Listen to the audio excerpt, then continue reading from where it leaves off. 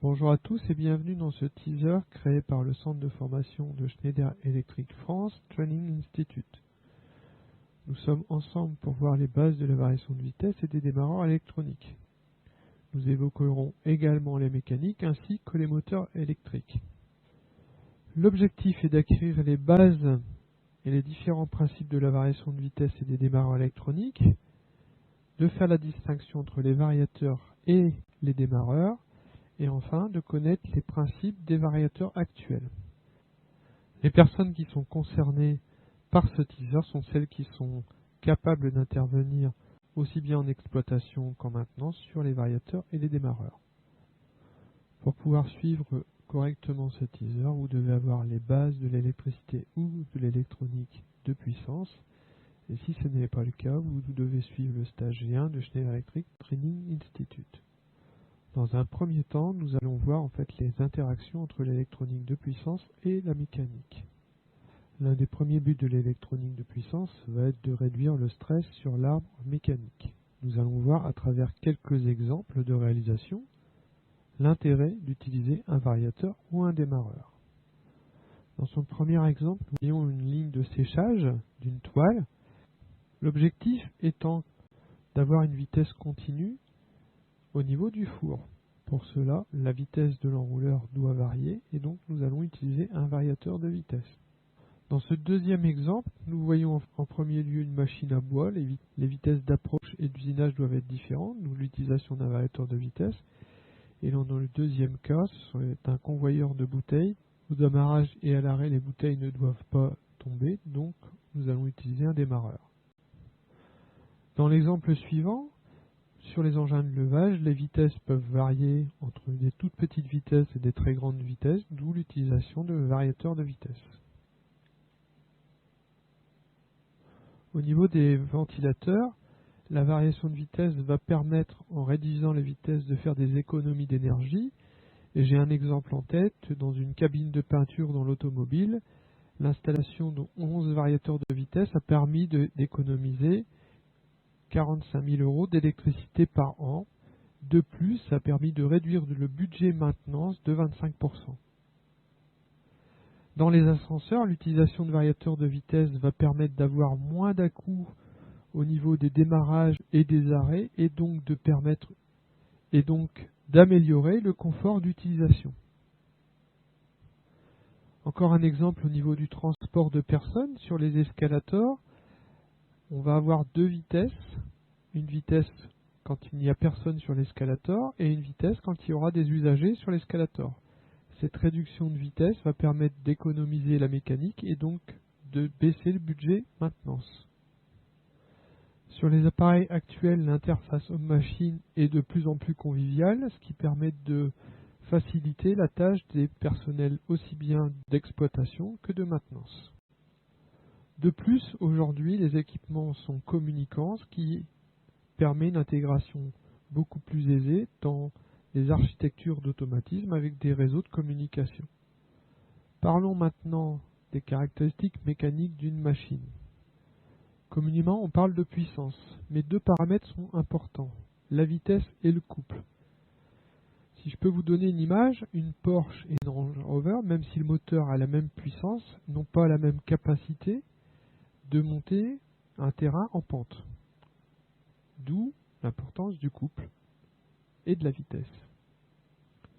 Parlons du couple. Au niveau d'une machine, on peut avoir deux types de couple, soit résistant, soit entraînant. Là encore, pour vous donner une image, le couple résistant, vous devez en fait fournir un effort pour déplacer la charge, alors que le couple entraînant, la charge se déplace et en fait, vous allez devoir contrôler le couple pour pouvoir contrôler la vitesse de la machine.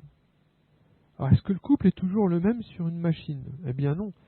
Sur cette diapo, nous voyons qu'en fait, en fonction du type de machine, les caractéristiques du couple et de la vitesse peuvent être différents. Il peut être constant pour les convoyeurs, les bandes transporteurs, les équipements de levage. Il peut être ce qu'on appelle quadratique pour les ventilateurs et la majorité des pompes. Il peut être linéaire pour les vis d'Archimède qu'on appelle plus communément les vis sans fin. Et enfin hyperbolique pour les enrouleurs et les machines-outils.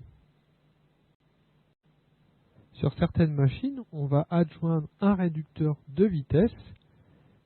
Quel est l'objectif du réducteur de vitesse? Augmenter le couple et diminuer la vitesse. Prenons un exemple. Sur un engin de levage, un moteur classique tourne trop vite. Je vais donc utiliser un réducteur de vitesse pour pouvoir adapter la vitesse entre le moteur et la vitesse dont j'ai besoin. Parlons maintenant des moteurs électriques. Il existe plusieurs types de moteurs électriques, les moteurs à courant continu, les moteurs à courant alternatif, synchrone et asynchrone. Nous allons parler des moteurs asynchrones et synchrones. Un moteur alternatif est constitué de plusieurs bobines.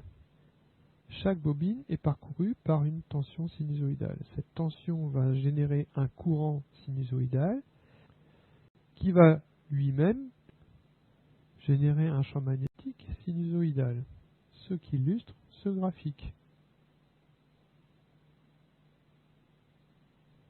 Le moteur, lui, est constitué de 3 bobines, décalées de 120 degrés. Chaque bobine est parcourue par un courant sinusoïdal, donc génère un champ magnétique sinusoïdal. Si je me place au milieu de ces 3 bobines, le champ magnétique résultant a une valeur absolue constante, mais se déplace dans le temps, dans le sens des aiguilles d'une montre, comme le montre le graphique. C'est ce qu'on appelle le champ tournant. Les 3 bobines étant le stator, si le disque au milieu est le rotor du moteur, pour que le disque tourne, il faut soit que je place un aimant qui va suivre le champ magnétique, ou que je place une bobine alimentée par une tension continue.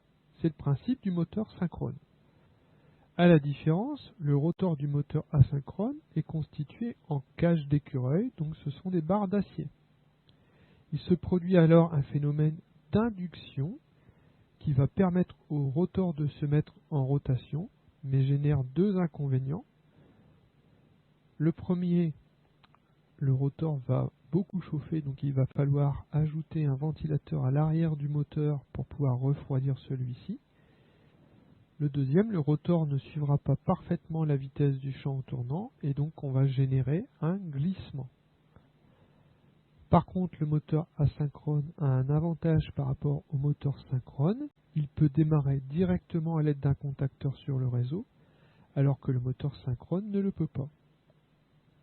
Quelles sont les principales unités utilisées dans le domaine du moteur électrique? La puissance en watts, et plus souvent en kilowatts, la vitesse en tours par minute, le couple en newton-mètre, le courant, la tension, l'indice de protection, etc.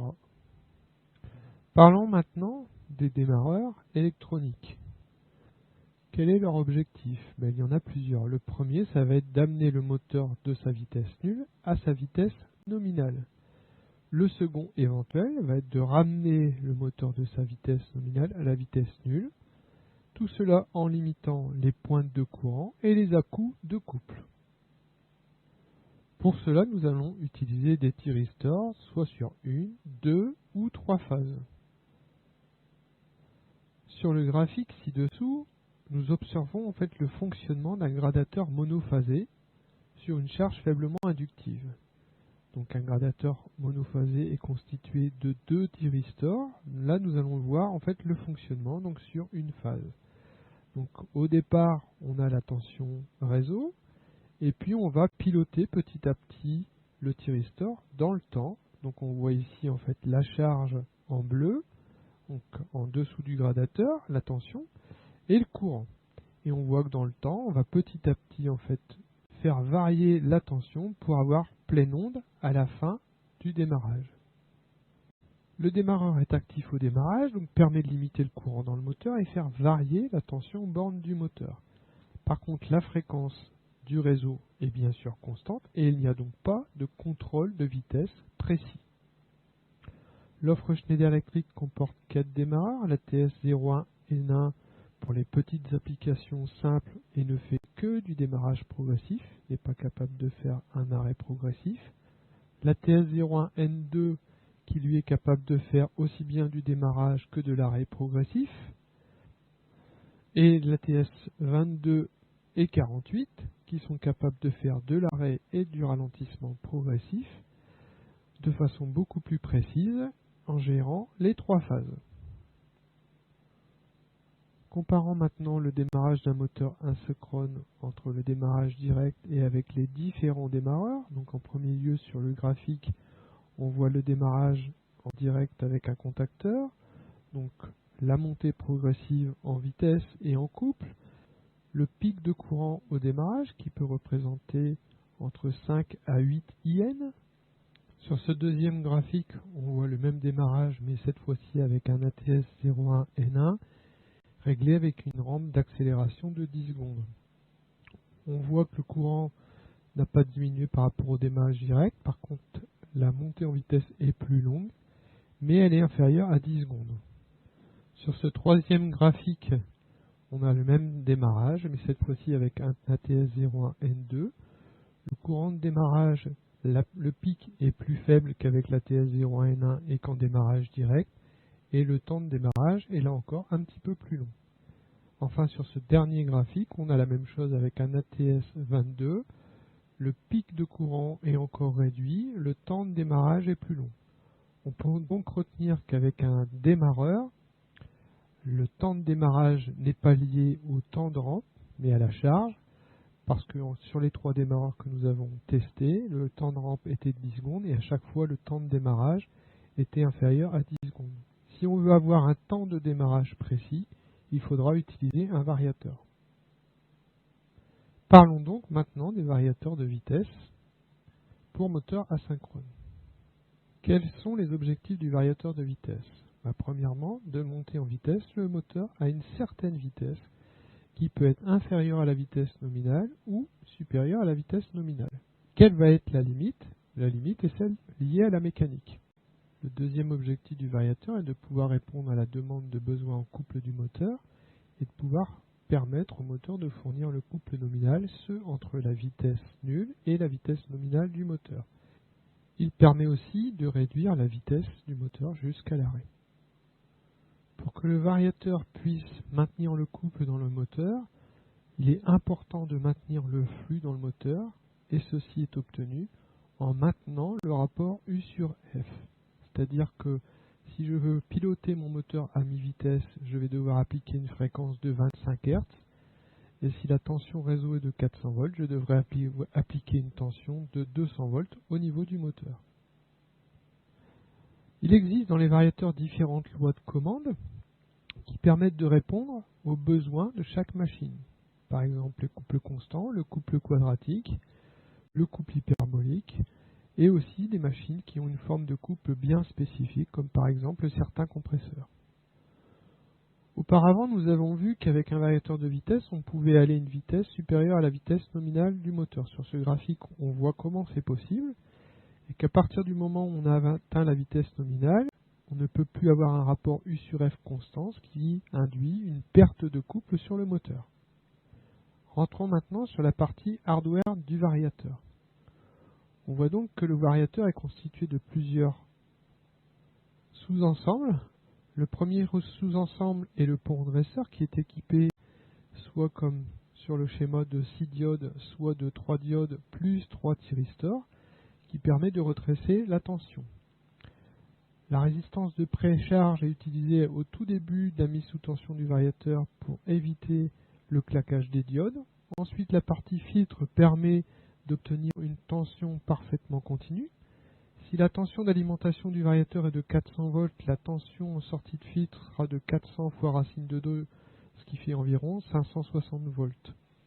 Ensuite, nous avons une troisième partie qui est la partie onduleur qui va permettre de construire une fréquence et une tension variable en sortie de variateur. La forme de cette tension en sortie de variateur est en créneau carré qu'on appelle MLI, modulation de largeur d'impulsion. C'est-à-dire que chaque créneau va être d'une largeur différente pour pouvoir en fait avoir la bonne valeur efficace de tension. Voyons maintenant quels sont les critères de choix d'un variateur. Alors on voit ici que les variateurs peuvent être utilisés aussi bien dans le binding que dans les machines que dans le process. Et pour chaque variateur, il va y avoir des critères importants pour pouvoir déterminer le type du variateur. Donc, on va utiliser un démarreur, un variateur de fréquence, et au niveau des variateurs de fréquence, quelle loi de commande vais-je avoir besoin?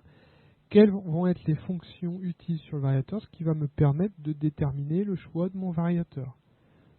Je vais donc avoir besoin d'analyser la chaîne cinématique et ensuite de déterminer en fait quel est l'applicatif, quelle est la tension, la puissance, quel est le classement de mon variateur.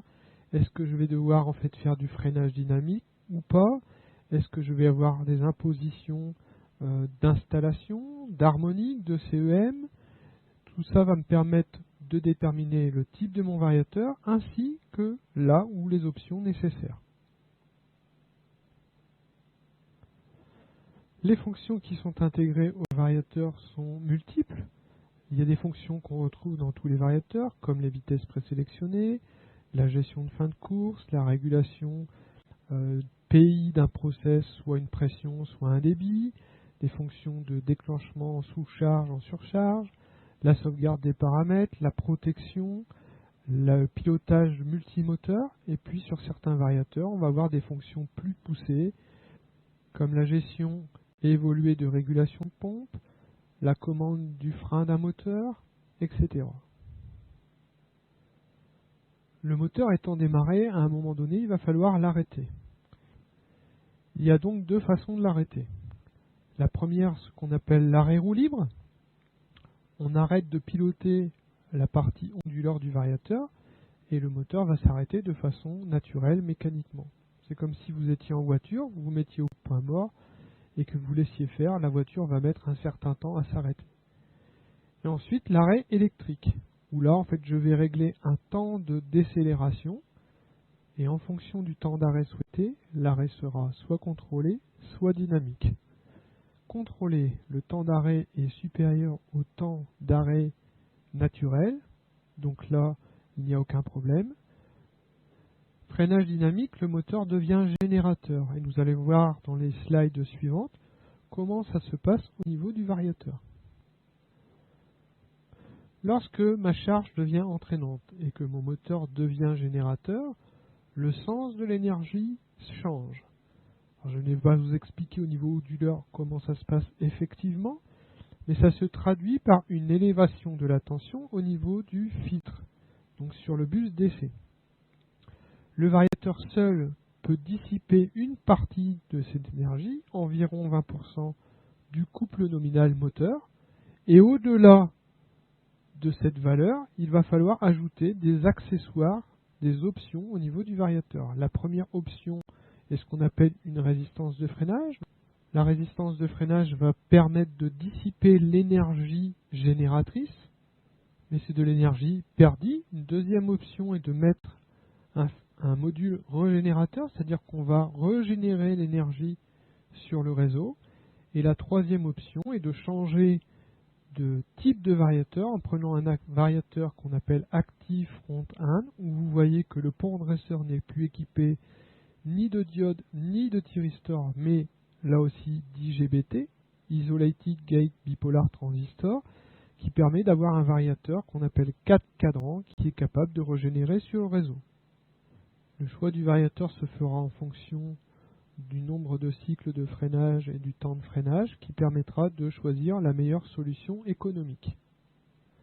Si on veut faire un bilan du variateur de vitesse, il a certains avantages, l'intérêt économique qu'il amène, par sa facilité de mise en œuvre, la réduction des courants d'appel sur le moteur au démarrage, ce qui permet de diminuer la puissance du système d'alimentation, l'allongement de la durée de vie des moteurs s'il est bien mis en œuvre, la compensation de certains défauts du réseau, notamment des creux de tension, et la facilité d'intégration au niveau d'une machine complexe. Par contre, il a certains inconvénients dont nous parlerons un peu plus en détail juste après, qui sont les perturbations de l'environnement qu'on appelle problèmes de CEM et les harmoniques. Parlons donc maintenant de la compatibilité électromagnétique. Ce sont les phénomènes de perturbations liées aux charges déformantes. Il en existe deux types. Les harmoniques basse fréquence qui sont essentiellement liées à l'étage d'entrée du variateur et au circuit de distribution. les harmoniques haute fréquence ou radioperturbation ou problèmes de CEM, ainsi que les surtensions qui peuvent être générées sur le moteur, qui sont liées en fait à la partie onduleur du variateur. J'ai parlé de charges déformantes. On distingue deux types de charges. La première, les charges linéaires. Une charge est alimentée par une tension sinusoïdale. Le courant consommé sera lui aussi sinusoïdal. Le deuxième type, donc charge non linéaire ou déformante. J'alimente mon équipement par une tension sinusoïdale. Le courant consommé est lui non sinusoïdal. Quelques exemples d'applications: le variateur de vitesse, les onduleurs, les lampes à économie d'énergie, les alimentations à découpage, bref, énormément d'équipements que nous utilisons tous les jours. Revenons à notre variateur. Pourquoi le courant consommé est, lui, non sinusoïdal? C'est dû à la charge et décharge des condensateurs à travers le pont de diode. Un brillant mathématicien, Joseph Fourier, mathématicien français, a su modéliser ce courant non sinusoïdal. Il est la somme d'un courant qu'on appelle fondamental, donc à la fréquence de base, donc dans notre exemple 50 Hz, et de courants multiples du 50 Hz. Si mon alimentation est monophasée, je vais avoir des courants multiples de 3 fois 50 Hz, 5, 7, 9, etc. Si je suis en triphasé, je vais avoir des courants multiples 5 fois 50 Hz, 7 fois, etc. Pour pouvoir mesurer ces harmoniques, je vais avoir besoin d'un analyseur de réseau qui va me donner une analyse spectrale, et pour chaque rang d'harmonique, j'aurai un pourcentage par rapport à la fondamentale.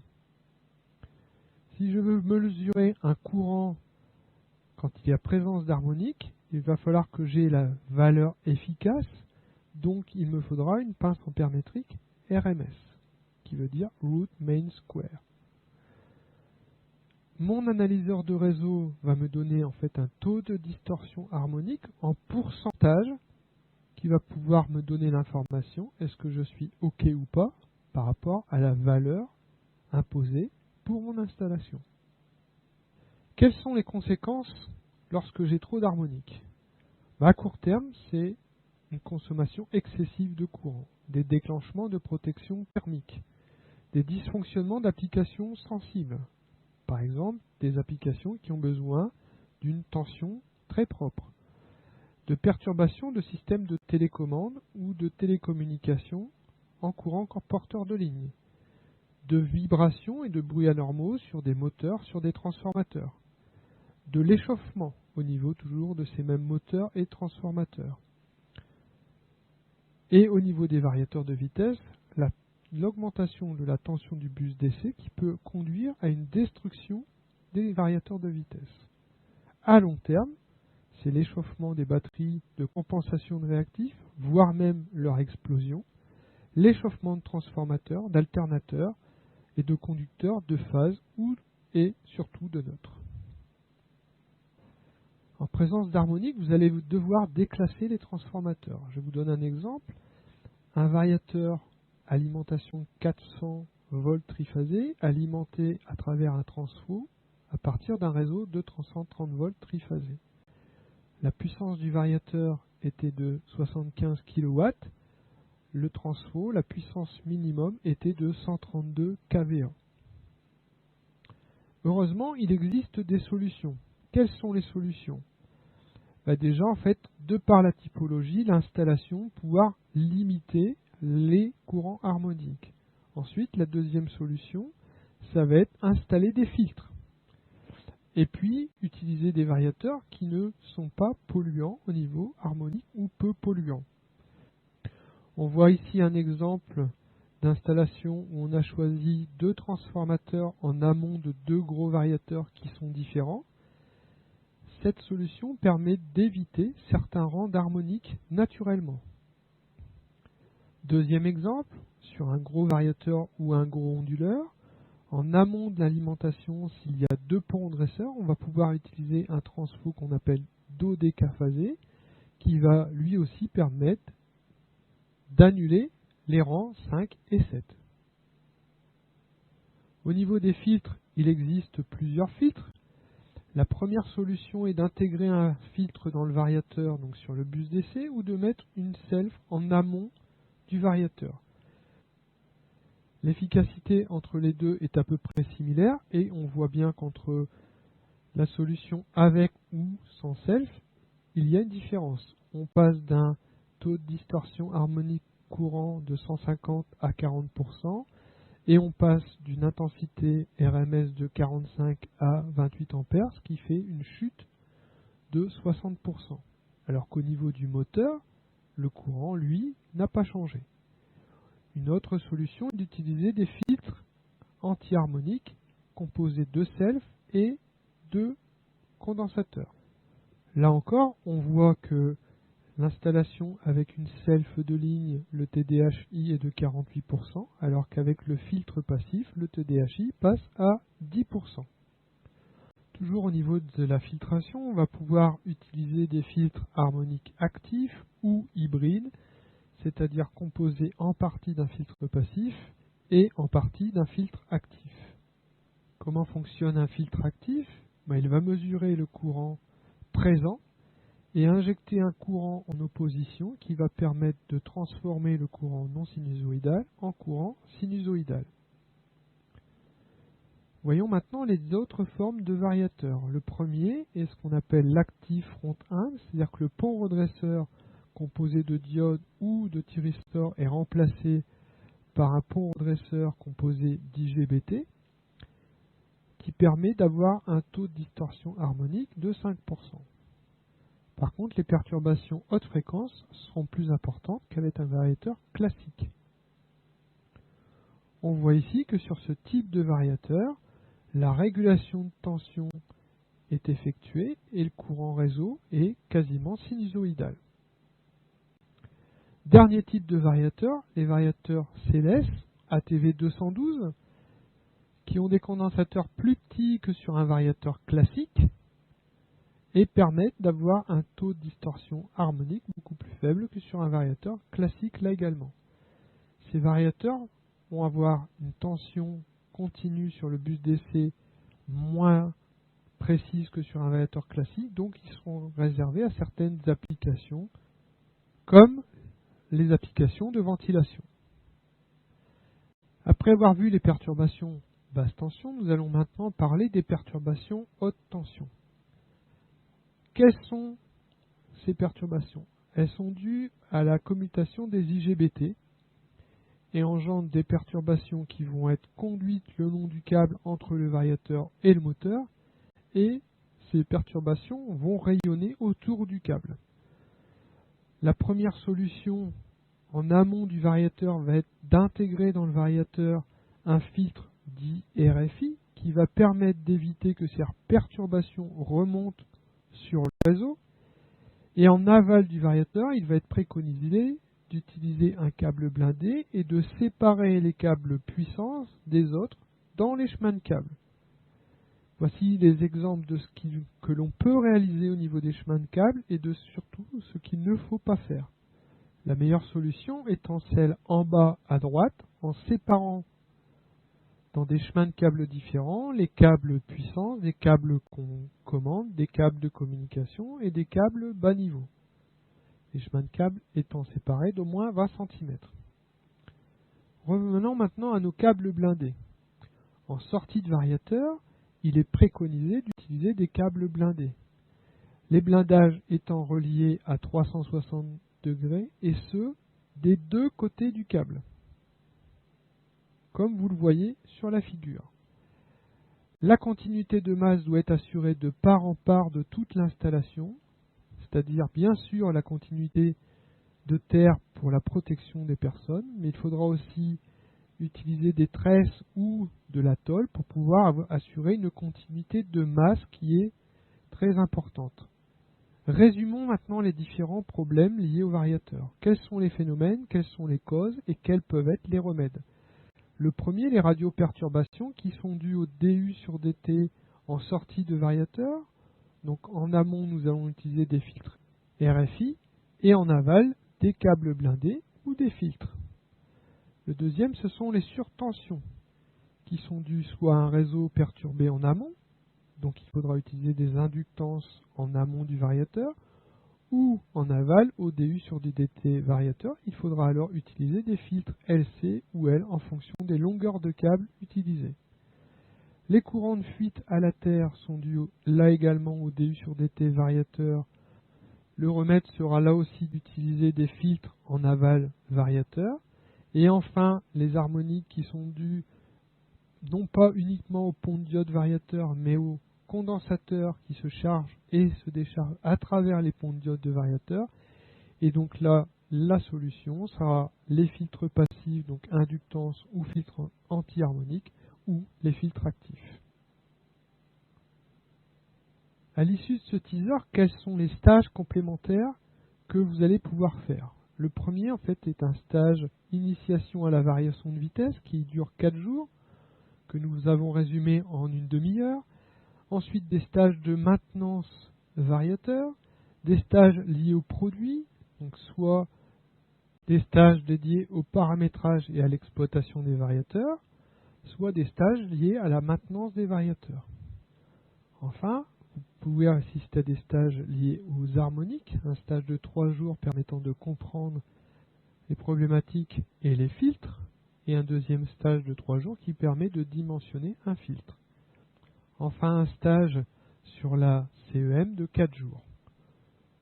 Vous pouvez retrouver un détail explicatif sur ces stages et vous inscrire au stage sur le site Schneider Electric, se.com, rubrique service, formation professionnelle. Je vous remercie d'avoir suivi ce teaser et espère avoir répondu à votre attente.